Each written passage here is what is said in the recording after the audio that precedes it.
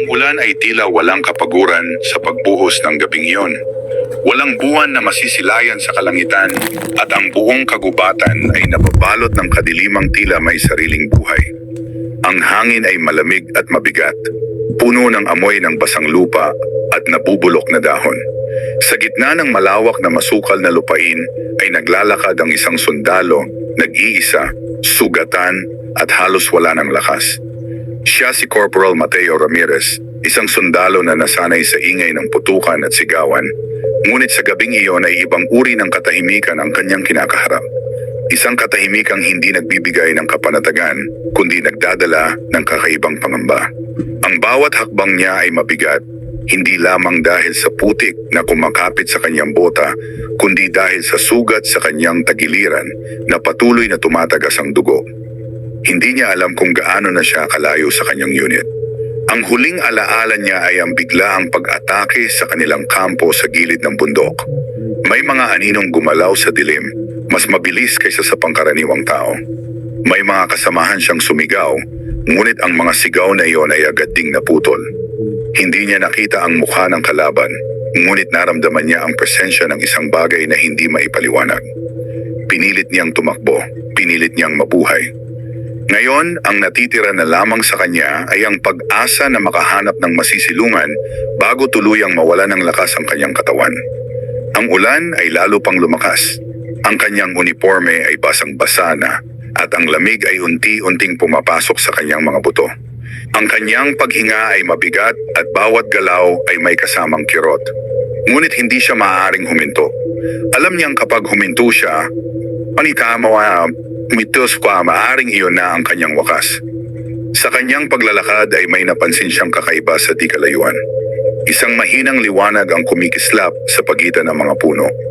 Sa una ay inakala niyang guni-guni lamang iyon, bunga ng kanyang pagod at pagkawala ng dugo. Ngunit nang muling kumislap ang liwanag, napagtanto niyang totoo iyon. Isang bahay. Hindi niya alam kung paano nagkaroon ng bahay sa gitna ng ganitong kalalim na kagubatan. Ngunit sa sandaling iyon, wala na siyang pakialam. Ang mahalaga ay may lugar siyang maaaring masilungan. Pinilit niyang igalaw ang kanyang mga paa patungo sa liwanag. Ang bawat hakbang ay tila mas mabigat kaysa sa nauna. Ang kanyang paningin ay nagsisimula ng lumabo at ang kanyang katawan ay halos sumuko na. Ngunit pinilit niyang manatiling gising. Habang papalapit siya, mas naging malinaw ang anyo ng bahay. Isa itong lumang bahay na gawa sa kahoy. May maliit na bintana kung saan nagmumula ang liwanag ng isang lampara. Ang bubong ay gawa sa yero at ang mga dingding ay tila matagal nang nakatayo, ngunit matibay pa rin. Walang bakod, walang ibang palatandaan ng buhay sa paligid. Huminto siya sa harap ng pinto. Sandali siyang nag-alangan. May kakaibang pakiramdam na bumalot sa kanya. Isang pakiramdam na hindi niya maipaliwanag, para bang may nagmamasid sa kanya mula sa dilim. Pinilit niyang alisin ang pakiramdam na iyon. Isa lamang siyang sundalo na nangangailangan ng tulong. Walang dahilan upang matakot sa isang simpleng bahay. Dahan-dahan niyang itinaas ang kanyang kamay at kumatok sa pinto. 3 beses. Ang tunog ng kanyang katok ay tila lumamon ng katahimikan ng gabi. Walang sumagot. Muli siyang kumatok. Sa pagkakataong ito ay mas mahina dahil sa panghihina ng kanyang katawan. Lumipas ang ilang sandali. Pagkatapos ay narinig niya ang mahinang tunog ng mga yapak mula sa loob. Ang kanyang puso ay bahagyang gumaan. Ibig sabihin ay may tao sa loob. Unti-unting bumukas ang pinto. Isang matandang babae ang lumitaw. Payat ang kanyang katawan at ang kanyang buhok ay mahaba at kulay abo. Ang kanyang mukha ay maputla at ang kanyang mga mata ay tahimik na nakatingin kay Mateo. Walang emosyon, walang pagtataka. Tila ba inaasahan niya ang pagdating ng sundalo. Hindi agad nakapagsalita si Mateo. Ang kanyang lalamunan ay tuyo at ang kanyang katawan ay nanginginig. Sa wakas ay nakapagsalita siya, mahina at halos pabulong. Kailangan ko po ng tulong. Hindi gumalaw ang matandang babae. Ilang sandali siyang nakatingin lamang kay Mateo para bang may sinusuri. Pagkatapos ay dahan-dahan siyang tumango. Pumasok ka. Simple ang kanyang sinabi, ngunit may kakaibang bigat sa kanyang tinig. Sinubukan ni Mateo na humakbang papasok, ngunit halos bumigay ang kanyang tuhod. Bago pa siya tuluyang bumagsak ay naramdaman niyang may sumalo sa kanya. Hindi niya alam kung paano nagkaroon ng lakas ang matandang babae upang alalayan siya, ngunit naramdaman niyang naipasok siya sa loob ng bahay. Ang loob ng bahay ay mainit. May amoy ng lumang kahoy at kung anong hindi niya matukoy. Isang lampara ang nakasabit sa gitna ng silid at ang liwanag nito ay mahina ngunit sapat upang makita ang paligid. May mesa, may ilang upuan, may isang kurtina na naghihiwalay sa kabilang bahagi ng bahay. Walang ibang tao. Pinahiga siya ng matandang babae sa isang lumang kama na nasa gilid ng silid. Humiga ka muna. Sinunod niya iyon. Sa wakas ay nakaramdam siya ng bahagyang ginhawa. Ang init ng loob ng bahay ay tila unti-unting nagpapalaya sa kanya mula sa lamig ng ulan. Ang matandang babae ay lumapit sa kanyang sugat. Walang pag-aalangan, pinunit nito ang bahagi ng kanyang uniforme upang makita ang tama. Hindi nagsalita ang babae, ngunit ang kanyang mga kamay ay mabilis at tiyak sa paggalaw. Para bang sanay na siya sa ganitong gawain. Sa unang pagkakataon mula nang siya ay tumakas, naramdaman ni Mateo ang pag-asa na maaaring mabuhay siya. Ngunit habang siya ay nakahiga, may napansin siyang kakaiba. Sa kabilang bahagi ng bahay, sa likod ng kurtina, tila may aninong gumalaw. Napakabilis. Halos hindi niya matiyak kung nakita ba niya talaga. Pinilit niyang ituon ang kanyang paningin, ngunit agad ding tumigil ang anino. Tila may nagmamasid. Ang kanyang puso ay muling bumilis. Gusto niyang magsalita, ngunit wala siyang lakas. Ang matandang babae ay patuloy lamang sa paglilinis ng kanyang sugat, tila walang napapansin. Sa labas, patuloy ang pagbuhos ng ulan. Sa loob ng bahay, ang sundalo ay unti-unting nawala ng malay, habang ang isang lihim na hindi niya pa nauunawaan ay nagsisimula ng bumalot sa kanyang kapalaran. Ang dilim ay hindi ganap na nawala ng muling magising si Corporal Mateo Ramirez. Ang liwanag mula sa lampara ay mahina pa rin, ngunit sapat upang makita niya ang kisame na gawa sa lumang kahoy. Ilang sandali siyang nanatiling nakahiga, tahimik, nakikinig sa paligid. Ang ulan na kanina ay mabangis ay naging mahinahon na lamang. Ang mga patak nito ay tumutunog sa bubong na tila isang mabagal at paulit-ulit na paghinga ng gabi. Naramdaman niya ang kirot sa kanyang tagiliran. Hindi na ito kasing tindi nung dati, ngunit sapat upang ipaalala sa kanya na siya ay sugatan pa rin. Nang bahagya niyang igalaw ang kanyang katawan, napansin niyang may benda na ang kanyang sugat, malinis ang pagkakabalot, at ang dugo ay hindi na tumatagas. Ibig sabihin ay inalagaan siya ng matandang babae. Dahan-dahan niyang ibinaling ang kanyang ulo upang tingnan ang paligid. Ang silid ay tahimik. Ang lampara ay nakasabit pa rin sa parehong lugar. Ang mesa at mga upuan ay hindi nagalaw. Ngunit ang matandang babae ay wala na sa kanyang tabi. Isang malamig na pakiramdam ang dumaan sa kanyang dibdib. Hindi niya alam kung bakit, ngunit may bahagi sa kanyang sarili na ayaw maiwang mag-isa sa bahay na iyon. Pinilit niyang umupo. Nang gawin niya iyon ay agad siyang nakaramdam ng hilo. Sumandal siya sa dingding at huminga ng malalim, pinipilit na patatagin ang kanyang sarili. Hindi siya maaaring manatiling mahina. Bilang isang sundalo, sanay siyang lumaban sa sakit. Ngunit ang bahay na iyon ay may kakaibang katahimikan na hindi niya maipaliwanag. Habang siya ay nakaupo, may narinig siyang mahinang tunog mula sa kabilang bahagi ng bahay. Isang tunog na tila nagmumula sa likod ng kurtina. Dahan-dahan niyang ibinaling ang kanyang paningin doon. Ang kurtina ay hindi gumagalaw. Ngunit ang pakiramdam na may naroon ay malinaw. Hindi iyon basta kutob lamang, isa iyong presensya. Pinilit niyang tumayo kahit nanginginig ang kanyang mga tuhod. Humawak siya sa gilid ng kama upang hindi matumba. Ang bawat hakbang ay mabagal at maingat. Ang kanyang paghinga ay mabigat. Hindi lamang dahil sa kanyang sugat, kundi dahil sa kakaibang kaba na unti-unting bumabalot sa kanya. Habang papalapit siya sa kurtina, napansin niya ang isang bagay sa sahig. Mga bakas ng paa. Hindi iyon bakas ng paa ng matandang babae. Mas malaki iyon, mas malapad, at tila sariwa pa. Huminto siya. Ang kanyang puso ay nagsimulang tumibok ng mas mabilis. Hindi siya nag-iisa sa bahay na iyon. Pinilit niyang huminga ng dahan-dahan. Bilang sundalo, naturuan siyang manatiling kalmado sa gitna ng panganib. Ngunit ang panganib na iyon ay hindi niya nakikita, hindi niya nauunawaan. Nang marating niya ang kurtina, sandali siyang nag-alangan. Ang kanyang kamay ay bahagyang nanginginig habang dahan-dahan niya itong inangat. Sa likod nito ay isang madilim na pasilyo. Walang ilaw, walang tunog. Ngunit may amoy. Isang amoy na hindi niya agad nakilala. Isang amoy na tila bulok na karne at lumang lupa na matagal nang hindi nagalaw. Napaatras siya ng bahagya. Ang kanyang sikmura ay kumirot sa kakaibang pakiramdam ng pagkasuklam at takot. Bago pa siya makapagpasya kung lalapit pa siya, may narinig siyang tinig mula sa likuran niya. Bumalik ka sa higaan. Napalingon siya agad. Ang matandang babae ay naroon, nakatayo sa may pintuan. Hindi niya narinig ang pagpasok nito. Hindi niya narinig ang mga yapak nito. Para bang bigla na lamang itong lumitaw mula sa wala. Ang mga mata nito ay nakatingin sa kanya. Tahimik, walang emosyon. Hindi ka pa magaling. Hindi agad nakapagsalita si Mateo. May kakaibang lamig sa paraan ng pagsasalita ng matandang babae. Hindi iyon galit. Hindi rin iyon malasakit. Isa lamang iyong simpleng pahayag, ngunit may kakaibang bigat. Paano po kayo nakabalik nang hindi ko narinig? Mahina ang kanyang tinig, ngunit malinaw ang tanong. Hindi sumagot ang matandang babae. Sa halip ay lumapit ito sa kanya. Ang mga hakbang nito ay mabagal, ngunit tiyak. Nang makarating ito sa kanyang harapan, ay tumingin ito sa kurtina, pagkatapos ay muling tumingin sa kanya. Hindi ka dapat pumunta doon. Walang pagbabanta sa kanyang tinig, ngunit ang mensahe ay malinaw. Nararamdaman ni Mateo na may mga tanong na hindi niya dapat itanong, ngunit ang kanyang isipan ay hindi mapakali. May iba pa po bang tao dito?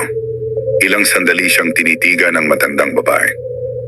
Pagkatapos ay dahan-dahan itong ngumiti. Isang ngiti na hindi nagdala ng ginhawa. Pamilya ko. Iyon lamang ang kanyang sinabi. Ngunit sa sandaling iyon, hindi may paliwanag ni Mateo kung bakit lalo siyang kinabahan. Ang matandang babae ay muling inalalayan siya pabalik sa kama. Hindi siya tumutol. Sa kanyang kalagayan, wala rin siyang lakas upang lumaban. Humiga siya muli. Ang matandang babae ay umupo sa tabi niya at tahimik na tinitigan ang kanyang sugat, para bang tinitiyak na ito ay maayos. Habang nakahiga siya, hindi niya maiwasang makinig sa paligid. At doon, sa gitna ng katahimikan, may narinig siya. Isang mahinang paghinga. Hindi iyon galing sa matandang babae. Hindi iyon galing sa kanya. Yun ay galing sa dilim ng bahay. At sa unang pagkakataon mula nang siya ay maging sundalo, naramdaman ni Corporal Mateo Ramirez ang isang uri ng takot na hindi niya kailanman naranasan sa digmaan. Ang gabi ay tila lalong lumalim habang nakahiga si Corporal Mateo Ramirez sa kama na hindi niya kilala. Ang lampara ay patuloy sa mahinang pagliyab, at ang liwanag nito ay lumilikha ng mahahabang anino sa dingding. Ang bawat galaw ng apoy ay tila may sariling hininga, at sa bawat paggalaw nito ay mas nagiging malinaw ang katahimikan ng bahay. Hindi na siya muling nakatulog. Ang kanyang katawan ay pagod, ngunit ang kanyang isipan ay gising na gising. Ang paghinga na narinig niya ay hindi niya maaaring kalimutan. Hindi iyon guni-guni lamang. Alam niyang may iba pang naroroon. Hindi gumagalaw ang matandang babae. Nakaupo lamang ito sa isang upuan sa di kalayuan, nakatingin sa kanya. Hindi siya sigurado kung gaano na ito katagal na nakatingin, ngunit may pakiramdam siyang hindi siya nito iniiwan kahit isang sandali. Hindi siya sanay na bantayan, siya ang sanay na nagbabantay. Sinubukan niyang magsalita. Salamat po sa pagtulong sa akin. Ang kanyang tinig ay mahina, ngunit malinaw. Hindi agad sumagot ang matandang babae. Ilang sandali muna itong nanatiling tahimik. Pagkatapos ay bahagya itong tumango. Ang may sugat ay dapat gamutin. Simple ang sagot nito. Walang init, walang lamig. Isa lamang katotohanan. Tumingin si Mateo sa kisame.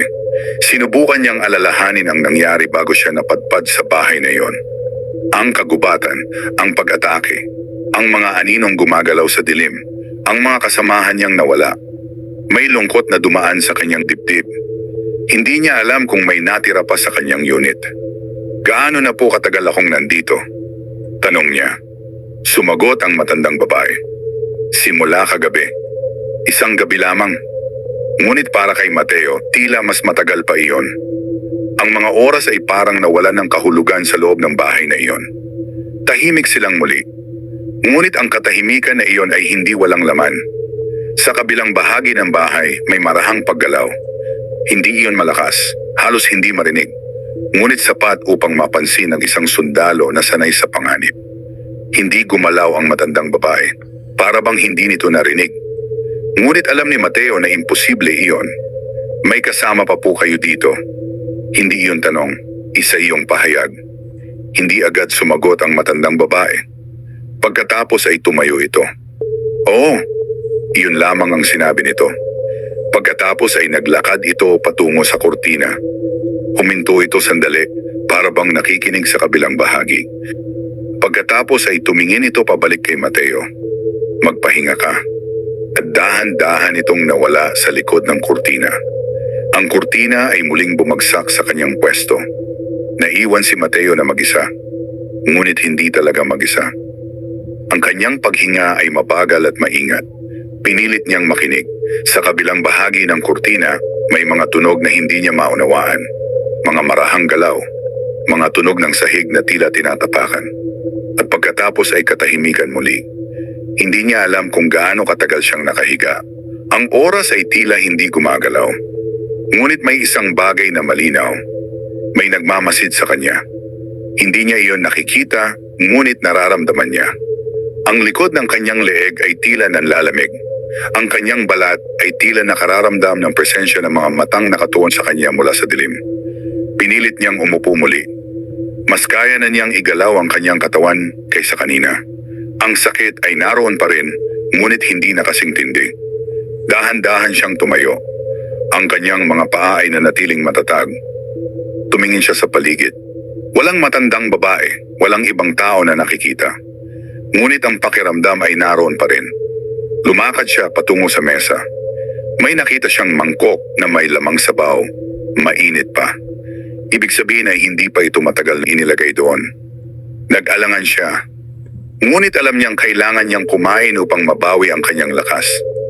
Kinuha niya ang mangkok at dahan-dahang uminom. Ang sabaw ay may kakaibang lasa.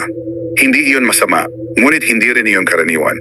May lalim ang lasa nito, parang may halong kung anong hindi niya matukoy. Habang umiinom siya, may narinig siyang tunog mula sa likuran niya. Isang mahinang paghinga. Napahinto siya. Dahan-dahan siyang napalingon. Walang tao. Ngunit ang kurtina ay bahagyang gumalaw. Hindi dahil sa hangin, kundi dahil may kung anong nasa likod nito. Naramdaman niya ang kanyang puso na bumilis. Hindi siya gumalaw. Hindi siya nagsalita. At sa sandaling iyon, may isang kamay ang dahan-dahang lumitaw mula sa gilid ng kurtina. Maputla. Mahaba ang mga daliri. Hindi iyon kamay ng matandang babae. Nanigas si Corporal Mateo Ramirez sa kanyang kinatatayuan. Ang mangkok ng sabaw ay hawak pa rin ng kanyang nanginginig na kamay, ngunit ang kanyang buong atensyon ay nakatuon sa kamay na dahan-dahang lumilitaw mula sa gilid ng kurtina. Ang balat nito ay maputla, halos kulay abo. Ang mga daliri ay mahahaba at tila mas payat kaysa sa normal. Walang singsing, walang sugat, ngunit may kakaibang anyo na hindi niya maipaliwanag. Hindi ito gumagalaw ng mabilis. Hindi ito umatake. Ito ay tila sumusubok. Tila sinusukat ang kanyang presensya. Hindi huminga ng malalim si Mateo. Pinilit niyang panatilihing mabagal ang kanyang paghinga tulad ng itinuro sa kanya sa pagsasanay. Sa harap ng hindi kilalang panganib, ang unang kalaban ay ang sariling takot. Ang kamay ay bahagyang gumalaw. Ang mga daliri nito ay tila kumapit sa gilid ng kurtina, unti-unting binubuksan ito ng kaunti. At doon, sa likod ng kurtina, may nakita siyang bahagi ng isang mukha. Isang mata. Ang mata ay madilim, hindi lamang dahil sa kakulangan ng liwanag. May lalim iyon na tila walang katapusan. Nakatingin iyon sa kanya ng diretsyo, hindi kumukurap. Ang pakiramdam ay parang siya ay hindi lamang tinitingnan, kundi sinusuri. May malamig na pawis na namuo sa kanyang noo. Hindi siya makagalaw. Hindi siya makapagsalita. Ang oras ay tila tumigil. Pagkatapos, sa isang iglap, nawala ang kamay. Ang kurtina ay bumalik sa dati nitong ayos, Para bang walang nangyari. Ngunit alam ni Mateo ang kanyang nakita. Hindi iyon guni-guni. May ibang tao sa bahay na iyon. Marahan niyang ibinaba ang mangkok sa mesa. Ang kanyang kamay ay bahagyang nanginginig. Hindi dahil sa kahinaan ng kanyang katawan, kundi dahil sa kakaibang pakiramdam na unti-unting bumabalot sa kanyang isipan. May isang bagay na mali sa lugar na iyon. Bago pa siya makapag-isip ng susunod niyang gagawin, narinig niya ang mahinang tunog ng mga yapak mula sa likod ng kurtina. Papunta sa kanya. Ang kurtina ay muling gumalaw. Lumabas ang matandang babae. Ang kanyang mukha ay hindi nagbago. Ang kanyang mga mata ay tahimik pa rin. Ang kanyang galaw ay mabagal at tiyak. Tumingin ito sa mesa. Uminom ka? Hindi iyon tanong. Oo po. Mahina ang sagot ni Mateo. Hindi niya sinabi ang tungkol sa kamay. Hindi niya alam kung bakit, ngunit may bahagi sa kanya na nagsasabing huwag muna siyang magsalita. Lumapit ang matandang babae sa mesa at hinawakan ang mangkok. Tila sinusuri nito kung gaano karami ang kanyang nainom. Pagkatapos ay tumango ito ng bahagya. Kailangan mong lumakas. Tahimik silang muli. Ngunit hindi nawala ang pakiramdam ni Mateo na may ibang nakatingin sa kanya mula sa likod ng kurtina. Sino po ang kasama ninyo? Hindi niya napigilang itanong. Huminto ang matandang babae. Hindi ito agad sumagot. Ang kanyang likod ay nakaharap kay Mateo. Ilang sandali itong nanatiling ganoon, tahimik, tila may iniisip. Pagkatapos ay dahan-dahan itong humarap sa kanya. Pamilya ko. Muli, iyon lamang ang sagot. Ngunit sa pagkakataong iyon, may kakaibang lalim ang kahulugan nito. Ilan po sila? Tanong niya muli. Hindi agad sumagot ang matandang babae. Sa halip, tumingin ito sa kurtina. Pagkatapos ay muling tumingin sa kanya. Sapat. Iyon lamang ang sinabi nito. May lamig sa kanyang dibdib na hindi niya maipaliwanag. Ang sagot ay hindi nagbigay ng linaw. Sa halip, lalo lamang itong nagdulot ng mga tanong. Bakit po kayo nakatira dito? Tanong niya. Tahimik ang matandang babae. Ito ang aming tahanan. Simple. Direktang sagot. Ngunit hindi iyon sapat upang mapawi ang kanyang kaba. Lumapit ang matandang babae sa pinto at bahagyang binuksan ito. Ang malamig na hangin mula sa labas ay pumasok sa loob. Ang ulan ay halos tumigil na. Ang kagubatan ay nananatiling madilim at tahimik. Hindi ka pa maaaring umalis. Hindi iyon utos. Isa iyong katotohanan. Hindi pa po. Tanong niya. Tiningnan siya ng matandang babae. Mahina ka pa. Alam niyang tama ito. Ngunit sa kanyang puso may bahagi sa kanya na nagsasabing mas mapanganib ang manatili kaysa ang umalis. Isinara ng matandang babae ang pinto. Ang tunog nito ay tahimik ngunit mabigat. Sa sandaling iyon, napagtanto ni Mateo ang isang bagay. Hindi lamang siya nakisilong sa bahay na iyon. Siya ay nasa loob na nito. And hindi niya alam kung kailan o kung papaano siya makakalabas. Sa likod ng kurtina, sa dilim na hindi naaabot ng liwanag, may mga matang patuloy na nakatingin sa kanya. Naghihintay. Hindi na muling nakatulog si Corporal Mateo Ramirez ng gabing iyon. Nakahiga siya sa kama, nakatingin sa kisame, habang ang kanyang isipan ay patuloy na binabalikan ang kamay na kanyang nakita. Ang mata sa likod ng kurtina, ang presensya na hindi nagpapakita ngunit hindi rin nawawala. Ang bahay ay tahimik. Ngunit ang katahimikan na iyon ay hindi nagdadala ng kapayapaan. Ito ay katahimikan ng paghihintay. Ang lampara ay patuloy sa mahinang pagliyab. Ang apoy nito ay tila humihinga, lumalakas at humihina, at sa bawat galaw nito ay nag-iiba ang hugis ng mga anino sa dingding. Ang mga anino ay tila gumagalaw kahit walang gumagalaw. Pinilit ni Mateo na manatiling kalmado. Bilang sundalo, naturuan siyang magbasa ng sitwasyon. Natutunan niyang makilala ang panganib kahit hindi pa ito nagpapakita. Sa bahay na iyon, uninitang ni Hasay Brani o malinaw na may panganib. Ngunit siya ay mahina. Wala siyang sandata. Wala siyang kasama. At ang matandang babae na siyang tanging taong malinaw niyang nakikita ay isang misteryo. Dahan-dahan siyang umupo. Mas magaan na ang kanyang pakiramdam kumpara sa nakaraang gabi. Ang sakit ay naroon pa rin, Ngunit kaya na niyang igalaw ang kanyang katawan nang hindi agad bumibigay. Tumingin siya sa paligid. Walang matandang babae. Walang ibang tao. Ngunit ang kurtina ay naroon pa rin. Tahimik. Naghihintay. Dahan-dahan siyang tumayo. Ang kanyang mga paa ay bahagyang nanginginig, ngunit nanatili siyang nakatayo. Huminga siya ng malalim at nakinig. Walang tunog. Ngunit ang pakiramdam ay hindi nawawala. Lumakad siya patungo sa pinto. Ang bawat hakbang ay mabagal at maingat. Ang sahig na kahoy ay bahagyang umuungol sa ilalim ng kanyang timbang. Ang tunog na iyon ay tila mas malakas kaysa sa dapat. Nang marating niya ang pinto, hinawakan niya ang hawakan. Malamig. Dahan-dahan niya itong pinihit. Hindi ito nakalak. Bahagya niyang binuksan ang pinto. Ang malamig na hangin mula sa labas ay agad na pumasok sa loob. Ang kagubatan ay naroon pa rin. Madilim, tahimik. Walang ilaw. Walang palatandaan ng ibang tao. Malaya siyang umalis. Ngunit hindi siya gumalaw. May kung anong pumipigil sa kanya. Hindi iyon pisikal na bagay. Isa iyong pakiramdam. Isang babala na hindi niya marinig, ngunit malinaw niyang nauunawaan. Habang nakatayo siya sa may pintuan, may narinig siyang tunog mula sa likuran niya. Isang yapak. Napahinto siya. Dahan-dahan siyang napalingon. Ang matandang babae ay naroon. Hindi niya narinig ang paglapit nito. Nakatingin lamang ito sa kanya. Hindi ka pa handa. Mahina ngunit malinaw ang kanyang tinig. Hindi sumagot si Mateo.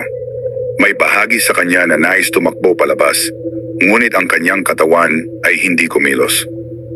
Ang matandang babae ay lumapit sa kanya. Ang kanyang mga hakbang ay mabagal. Pagkatapos ay tumingin ito sa labas ng pinto. Ang kagubatan ay hindi ligtas sa gabi. Yun lamang ang sinabi nito. Ngunit ang paraan ng kanyang pagsasalita ay tila may mas malalim na kahulugan. Hindi lamang iyon babala tungkol sa mga hayop o sa dilim. May iba pa. Isinara ng matandang babae ang pinto. Ang tunog ng pagsara nito ay tila mas mabigat kaysa sa karaniwan. Lumipas ang ilang sandali ng katahimikan. Pagkatapos ay may narinig si Mateo. Isang mahinang tunog mula sa labas. Hindi iyon hangin. Hindi iyon ulan. Ito ay isang galaw. May kung anong gumagalaw sa kagubatan. Pareho silang tumingin sa pinto. Ang matandang babae ay hindi nagpakita ng takot. Sa halip, ang kanyang mukha ay nanatiling tahimik. Para bang inaasahan niya yon. Lumayo ito sa pinto at bumalik sa gitna ng bahay. Umupo ito sa upuan. Hindi ka dapat lumabas sa gabi. Muli, hindi iyon utos. Isa iyong katotohanan. Tahimik na nakinig si Mateo. At pagkatapos ay narinig niya iyon. Isang mahinang kaluskos sa labas ng bahay. May kung anong dumaan sa harap ng pinto. Mabigat. Mabagal. Hindi tao. Narinig niya ang paghinga nito. Malalim. Gutom. Ang kanyang puso ay bumilis.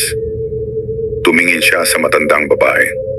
Ngunit ang matandang babae ay hindi gumagalaw. Hindi ito natatakot. Sa halip, tila nakikinig lamang ito. Pagkatapos, ang tunog ay tumigil. Lumipas ang ilang sandali. Walang galaw. Walang tunog. Ngunit ang pakiramdam ng presensya ay nanatili.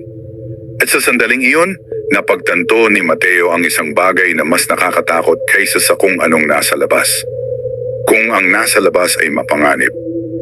At ang matandang babae ay hindi natatakot dito. Ibig sabihin ay mas mapanganib ang nasa loob ng bahay. Ang gabi ay tila walang katapusan sa loob ng bahay na iyon. Walang orasan na nagsasabi ng oras. Walang liwanag ng araw na pumapasok.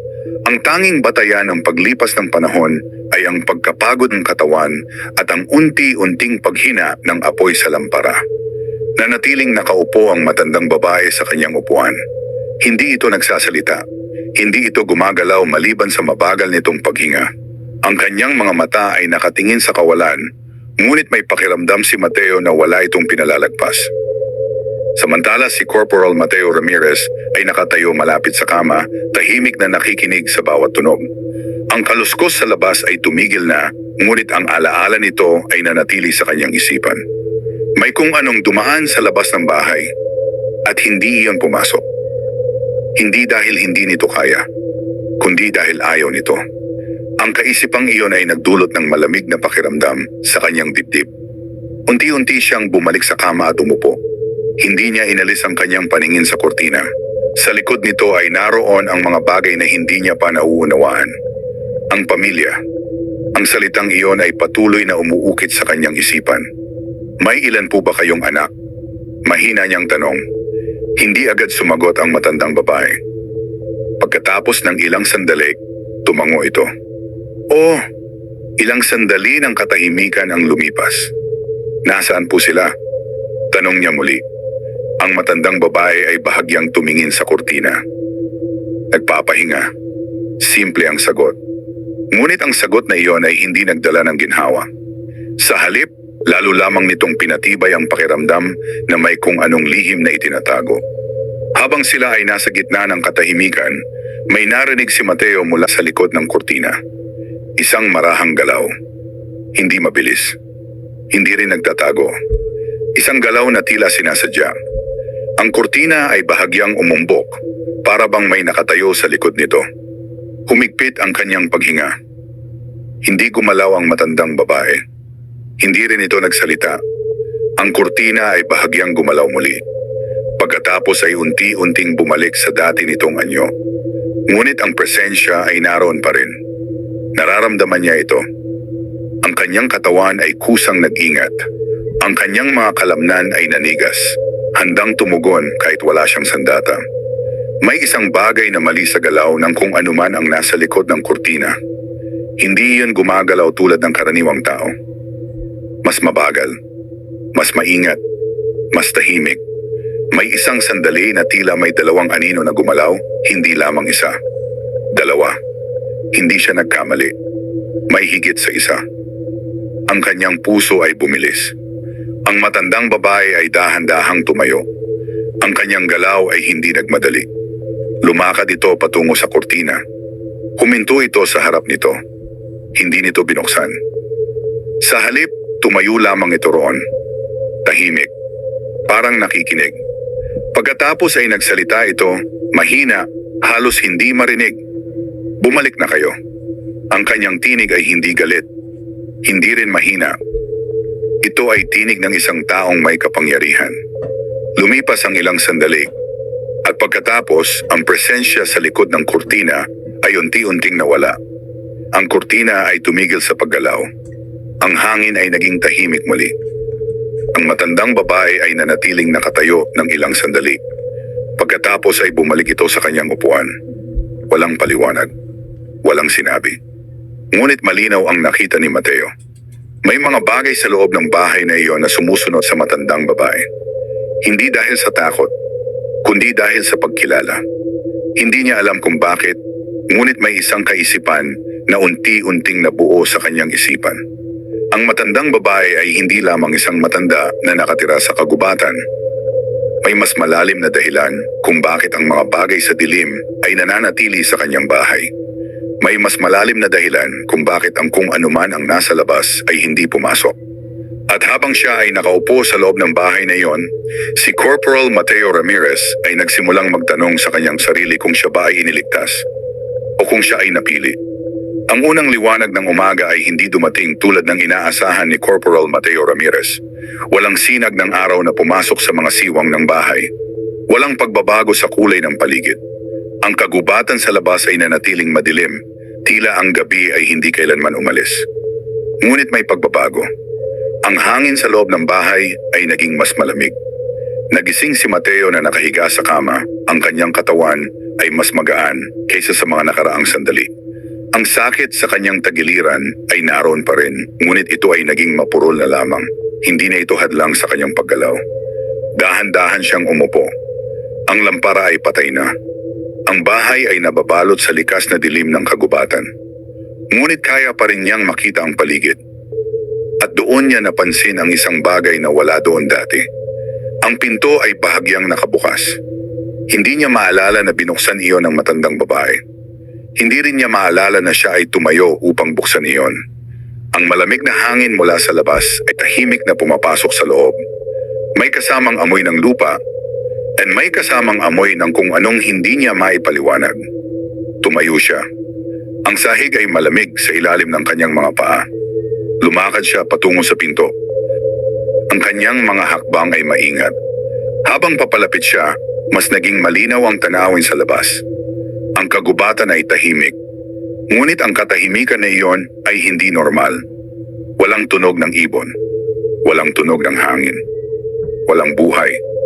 May nakita siyang bakas sa lupa. Mga bakas ng paa. Hindi lamang isa. Marami. Ang mga bakas ay nakapaligid sa bahay. Ngunit walang bakas na papalapit sa pinto. At walang bakas na papalayo. Para bang ang mga nag-iwan ng bakas ay nanatili lamang sa paligid. Nagmamasid. Napaatras siya. Ang kanyang dibdib ay mabigat. Dahan-dahan niyang isinara ang pinto. Sa sandaling iyon, may narinig siyang galaw mula sa likod niya. Napalingon siya agad. Ang matandang babae ay nakatayo sa tabi ng mesa. Hindi niya narinig ang pagdating nito. Hindi niya narinig ang paghinga nito. Naroon lamang ito. Gising ka na. Mahina ang kanyang tinig. Oo po. Saglit na sagot ni Mateo. Lumapit ang matandang babae sa kanya. Tiningnan nito ang kanyang sugat. Mas mabilis kang gumagaling. Hindi iyon tanong. Isa iyong obserbasyon. Hindi sumagot si Mateo. Hindi niya alam kung ano ang dapat niyang maramdaman. Pasasalamat. Takot. Pagkalito. May nakita po akong mga bakas sa labas. Sinabi niya. Hindi nagulat ang matandang babae. Narito sila gabi-gabi. Simple ang sagot nito. Humigpit ang dibdib ni Mateo. Sino po sila? Tahimik ang matandang babae.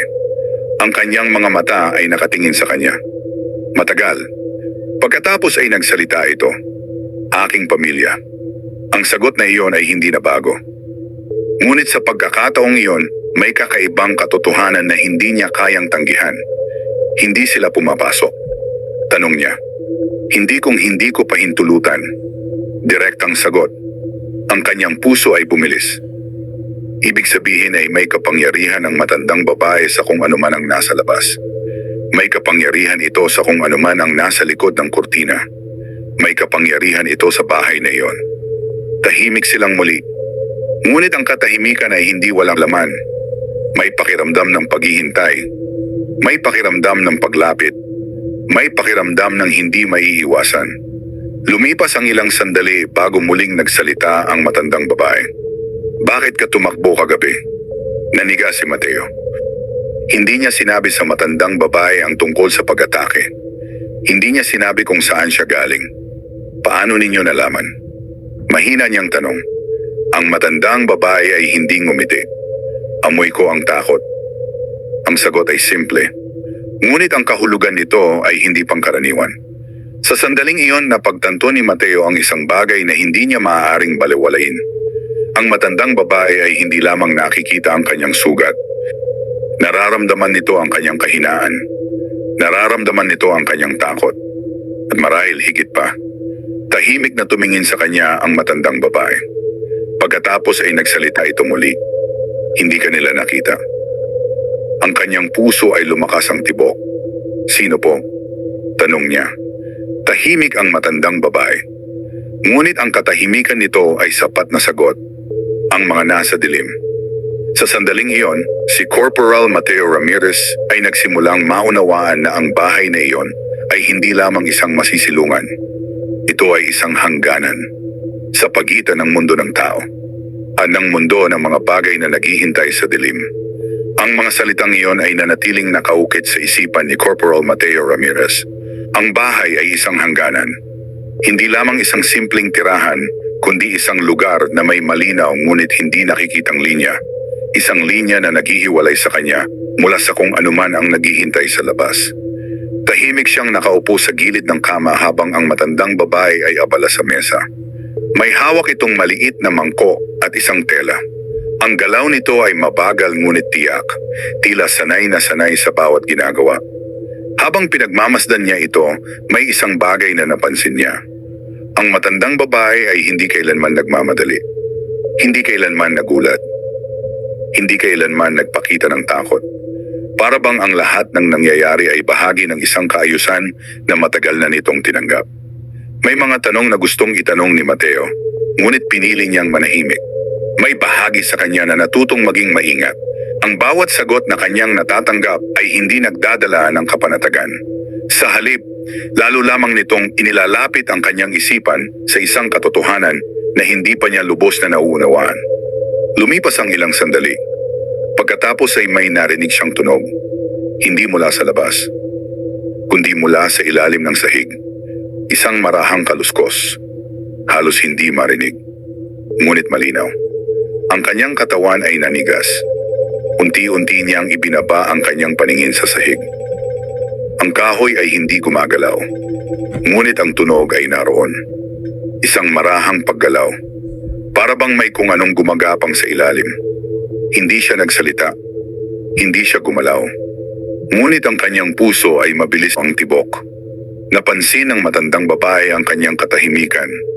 Hindi ka nila sasaktan dito. Mahina nitong sinabi. Ang kanyang mga mata ay hindi nakatingin sa sahig. Nakatingin ito kay Mateo. Paano po ninyo nalalaman? Tanong niya. Tahimik ang matandang babae. Pagkatapos ay inilapag nito ang mangkok sa mesa. Dahil ako ang nagbabantay. Ang sagot ay simple. Ngunit ang bigat nito ay hindi man ay kakaila. Ang kaluskos sa ilalim ng sahig ay unti-unting tumigil.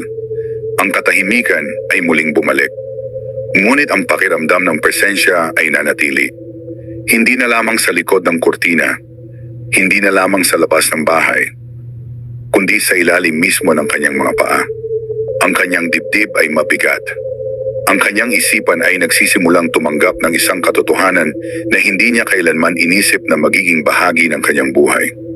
Ang matandang babae ay hindi lamang nakatira sa bahay na iyon. Ito ay bahagi nito. At ang bahay ay bahagi ng kung anuman ang naroroon. Lumipas ang ilang sandali bago muling nagsalita ang matandang babae. Hindi lahat ng naliligaw ay dapat matagpuan. Hindi niya agad naunawaan ang kahulugan nito. Ano po ang ibig ninyo sabihin? Tanong niya. Ang matandang babae ay tumingin sa kanya. May mga bagay na mas ligtas kapag nananatiling nawawala. Ang kanyang tinig ay tahimik, ngunit malinaw. Ang mga salita nito ay tila may nakatagong babala. Sa sandaling iyon, naalala ni Mateo ang kanyang unit, ang kanyang mga kasamahan, ang pag-atake sa kagubatan, ang mga aninong gumalaw ng mas mabilis kaysa sa tao. Hindi niya alam kung ilan sa kanila ang nakaligtas. Hindi niya alam kung may naghahanap pa sa kanya. And sa unang pagkakataon, may isang kaisipan na pumasok sa kanyang isipan. Paano kung walang naghahanap? Paano kung siya ay tuluyan ng nawala? Tahimik ang bahay. Tahimik ang matandang babae. Ngunit ang katahimikan ay hindi walang laman. Ito ay puno ng presensya. Puno ng mga matang hindi niya nakikita. Puno ng mga nilalang na hindi nagpapakita. Ang matandang babae ay muling nagsalita. Kapag gumaling ka na, kailangan mong pumili. Nanigas si Mateo. Pumili ng ano? Tanong niya. Tahimik ang matandang babae. Ang kanyang mga mata ay nakatingin sa kanya ng diretsyo. Kung babalik ka, o kung mananatili ka, ang kanyang puso ay bumilis. Hindi siya agad nakasagot. Dahil sa kaibuturan ng kanyang isipan, alam niyang ang pagpiling iyon ay hindi lamang tungkol sa pag-alis sa bahay. Ito ay pagpili kung mananatili siya sa mundo na kanyang kilala. O kung tatawid siya sa hangganan na hindi na niya maaaring balikan. Ang mga salitang iyon ay hindi agad nawala sa isipan ni Corporal Mateo Ramirez. Ang pagpili, ang ideya na may desisyon siyang kailangang gawin ay nagdulot ng bigat sa kanyang dibdib. Hindi niya alam kung bakit may ganoong kahulugan ang sinabi ng matandang babae. Para bang ang simpleng pag-alis sa bahay ay hindi lamang pagbalik sa kagubatan, kundi paglayo sa isang bagay na hindi na niya maaaring muling maunawaan kapag tuluyan niyang iniwan. Tahimik siyang nakaupo habang ang matandang babae ay nakatayo malapit sa mesa. Ang liwanag sa loob ng bahay ay nananatiling mahina at ang mga anino sa paligid ay tila mas malalim kaysa dati. Ang bawat sulok ay may sariling katahimikan. At sa katahimikan na iyon, may presensya. Hindi nakikita, ngunit malinaw na nararamdaman. Dahan-dahan siyang tumayo. Ang kanyang katawan ay mas matatag na ngayon. Ang sugat sa kanyang tagiliran ay hindi na kasing sakit ng dati. Sa unang pagkakataon mula nang siya ay dumating sa bahay na iyon, naramdaman niyang kaya na niyang tumayo nang hindi agad bumibigay ang kanyang mga tuhod. Pinagmasdan siya ng matandang babae.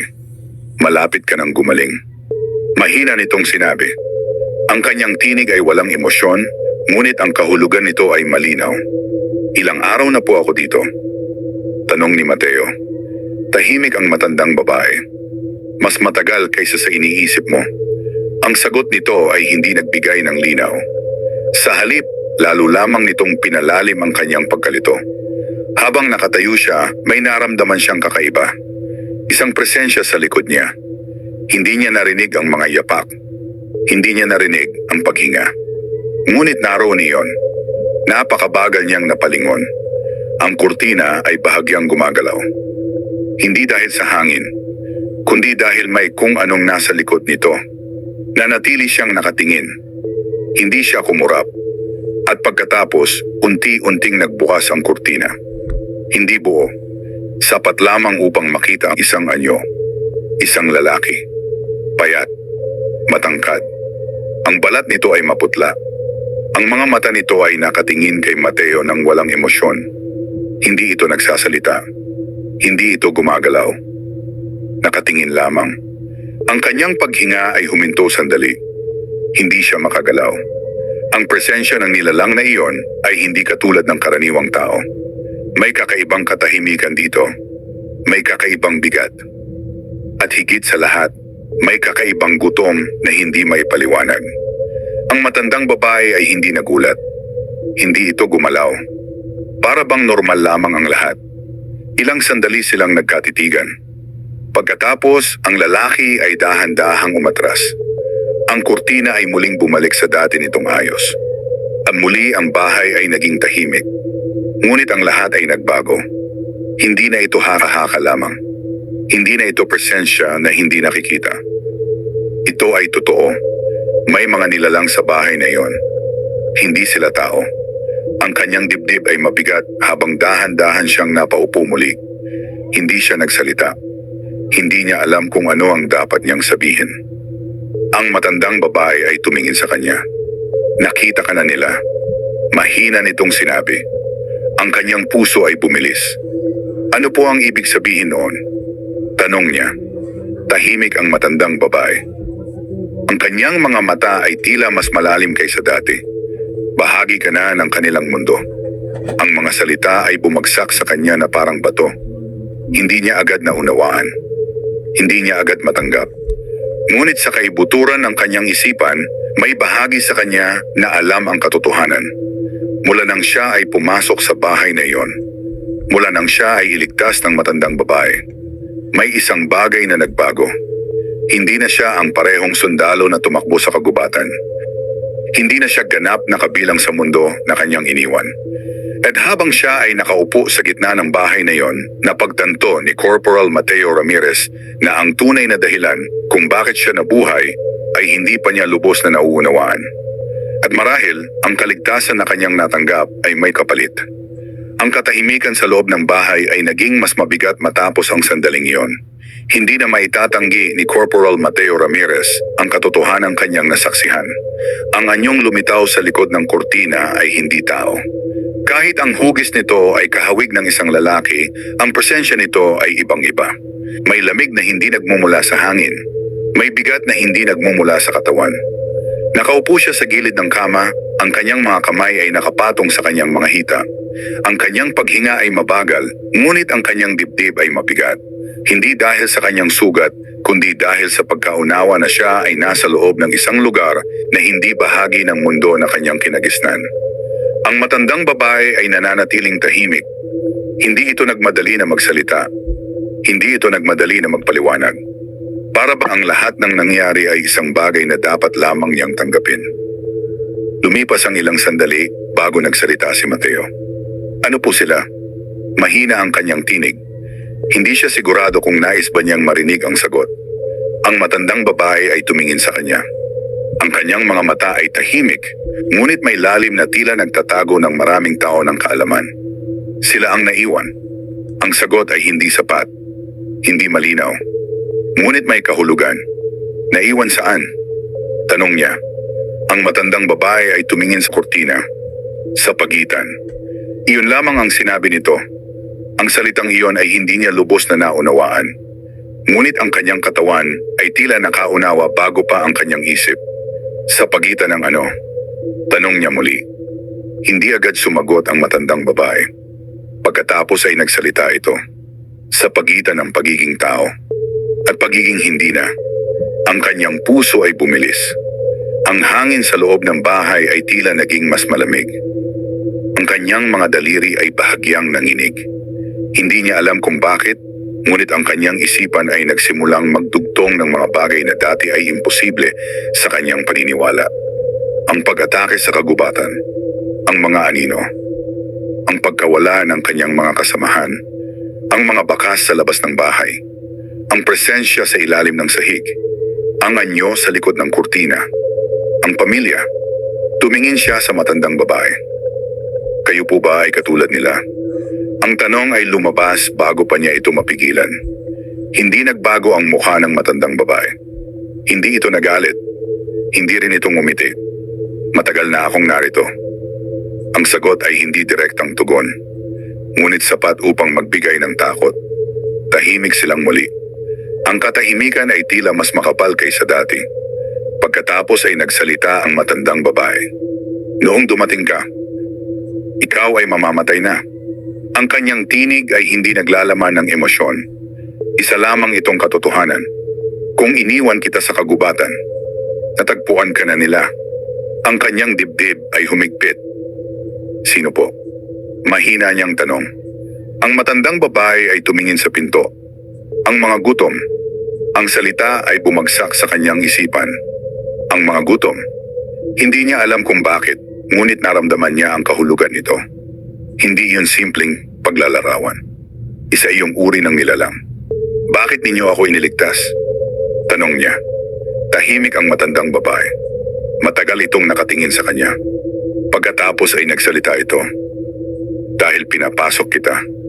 Ang sagot ay simple. Ngunit ang bigat nito ay hindi maikakaila. Sa sandaling iyon, napagtanto ni Mateo ang isang bagay na hindi niya maaaring takasan.